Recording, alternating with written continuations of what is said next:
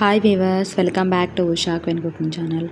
ఈరోజు మనం curd rice అస్సలు ఇష్టపడిన వాళ్ళకి ఇలా లంచ్ బాక్స్లోకి కర్డ్ రైస్ చేసి పెట్టండి, ఫుల్గా తినేస్తారు.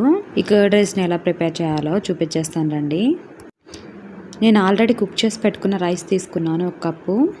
ఒక కప్పు రైస్ తీసుకొని ఈ రైస్ని మీరు నైట్ వండిన రైస్నైనా తీసుకోండి, లేదా ఫ్రెష్గా మార్నింగ్ కుక్ చేసిన రైస్ అయినా తీసుకోండి. దీంట్లో ఒక కప్పు పెరుగుని యాడ్ చేసుకోవాలి.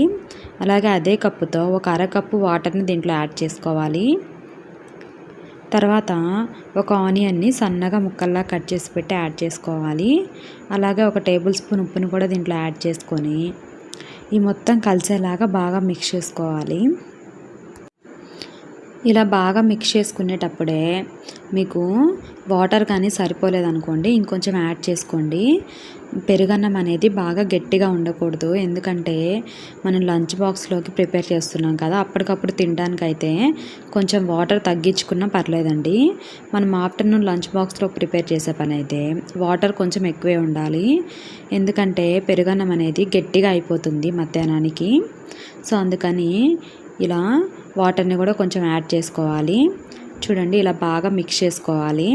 మిక్స్ చేసుకొని పక్కన పెట్టేసేసుకొని పెరుగన్నాన్ని ఇప్పుడు తాలింపు వేసుకోవడానికి ఒక ప్యాన్ తీసుకొని స్టవ్ మీద పెట్టేసేసి మంటను లో ఫ్లేమ్లో పెట్టి ప్యాన్ కొంచెం హీట్ అయిన తర్వాత ఒక 3 టేబుల్ స్పూన్ల ఆయిల్ని దాంట్లో యాడ్ చేసుకోవాలి. తర్వాత ఒక టేబుల్ స్పూన్ తాలింపు గింజలు, అలాగే 4 పచ్చిమిరపకాయలని కూడా ఇలా చీల్చి యాడ్ చేసుకొని కొంచెం కరివేపాకుని కూడా దీంట్లో యాడ్ చేసుకొని ఒక 2 మినిట్స్ పాటు ఈ మొత్తం ఫ్రై అయ్యేలాగా బాగా ఫ్రై చేసుకోవాలి.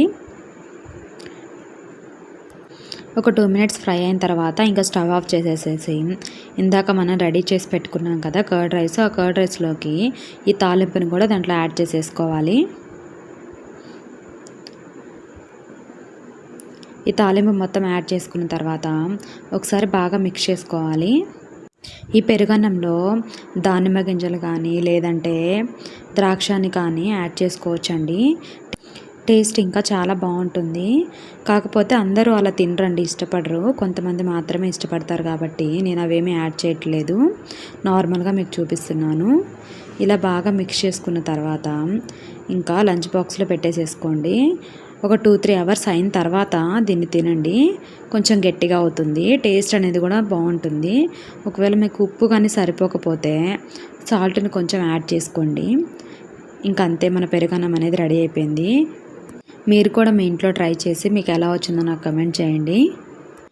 మీకు కనుక ఈ వీడియో నచ్చినట్లయితే ప్లీజ్ మా ఛానల్ని లైక్ చేయండి మరియు సబ్స్క్రైబ్ చేయండి. మీ ఫ్రెండ్స్కి అండ్ మీ రిలేటివ్స్కి షేర్ చేయండి. Thank you for watching.